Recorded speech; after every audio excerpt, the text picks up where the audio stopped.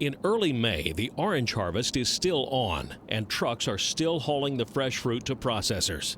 This is southern Polk County in Florida, and the terrain changes dramatically from the rolling Central Florida hills to flat, low, open expanses. The closer we get to Lake Okeechobee and the Everglades, the flatter and lower it gets. My plan today is scouting the mysterious Backwoods main line to Miami, CSX's Auburndale Sub. Built in the 1920s by Seaboard Airlines' audacious boss, S. Davies Warfield, it's one of the last pieces of mainline railroad blazed in Florida. When rail fanning the Auburndale Sub, you can leave your laptop at home. It's all signal territory, but all connected by buried code line. No ATCS out here. The radio antennas here at West Frostproof are for line-side two-way radio. And it's too bad for me that these wired signals are all red. So I move southeast. At milepost SX 858 is Avon Park, a citrus and cattle center in Highlands County. When passengers got off the Silver Meteor or Silver Star here, the Avon Park Seaboard Station's Mediterranean architecture said, "Welcome to Florida." The Overdoor's Florida medallion, though not cartographically correct, certainly attested to what this railroad was all about. Even all these decades later, the Avon Park station still stands, restored to looking better than ever, but only as a museum. Hopefully Amtrak service will return here on some future date soon. The former Western Pacific California Zephyr car Silver Palm now resides here. Originally a Zephyr sleeper, the car was purchased by the original auto train company, who converted it to a buffet car. The museum now has it and offers the car for dinner parties.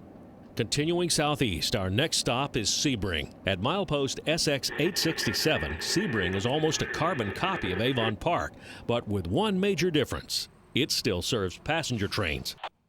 Maintained very nicely, this is one of the better facilities on the Miami side. I'm here just in time for Amtrak's Silver Meteor, fresh out of Miami on its way to New York.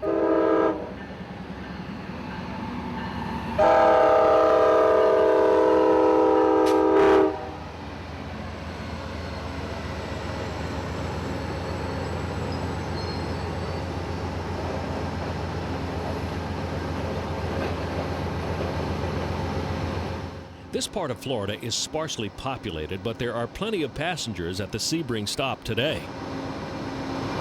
98 flag to the conductor, I'm up in the clear between 43 and 42, over. Up and in the clear. Thank you. 98 conductor engines, everybody's up and in the clear platform. Right far Sebring, previously clear signal, stop the block. 2 minutes at Sebring and 98 glides off to the north. 14 and 16, but could you tell Winter Haven we need if they have a small wheelchair, we'll need the small wheelchair and lift at the 40 car. The gentleman has his own chair, but it's too big to get through the door. Okay, 14, 16, small wheelchair and lift at the 40 car. That's correct.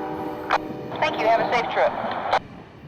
The Seaboard Miami extension really is some of the most isolated railroad in Florida, with some of the most unexpected features. The distance signal to plane siding is also a grade signal, warning an engineer of a hill ahead. A hill on the edge of Everglades country. The Seaboard box-mounted signals are among the last such installations still in service on the CSX. We push southeastward toward West Palm. On the edge of the biggest freshwater lake in the south, at milepost SX 908.9, is Okeechobee. It's a big agricultural town. Feed and fertilizer mills straddle the CSX main line here. The old Seaboard Airline Depot, built in 1924, is closed and in severe disrepair. This is Amtrak Okeechobee now. It looks like that sign cost more than the whole passenger facility. The city began negotiations with CSX in 2008 to acquire the old depot, but talks on that have stalled. Amtrak 92, the northbound Silver Star, arrives out of West Palm on time at 2:20 p.m.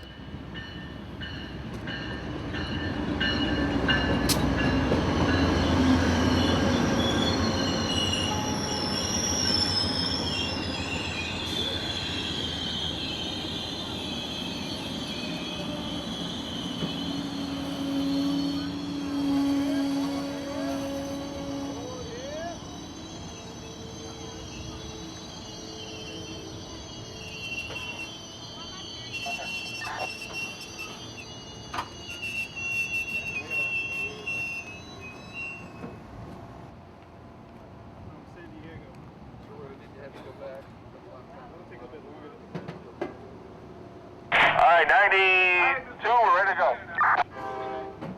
2 riders get off and 6 get on. Not bad for a town where this is the Amtrak waiting room.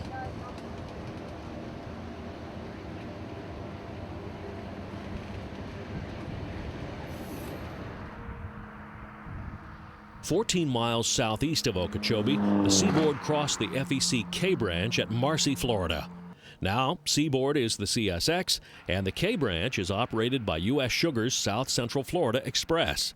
This branch line runs between the FEC main line at Fort Pierce and Lake Harbor on Lake Okeechobee.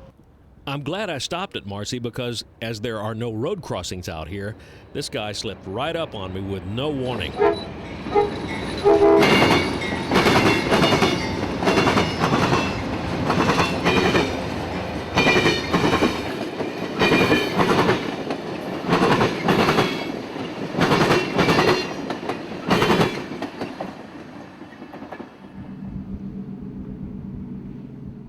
Pleasure craft and industrial barges use the St. Lucie Canal to travel from Lake Okeechobee to the Atlantic Ocean at Stewart. At Indiantown, the Seaboard crosses the St. Lucie Canal on this 1930s swing bridge.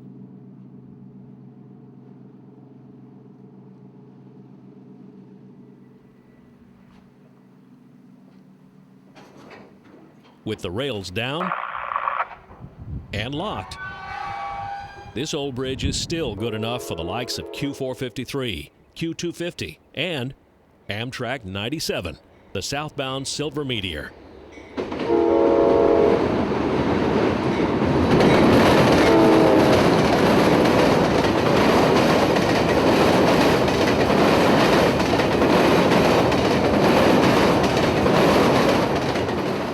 At Indiantown, Florida, this is Danny Harmon, out.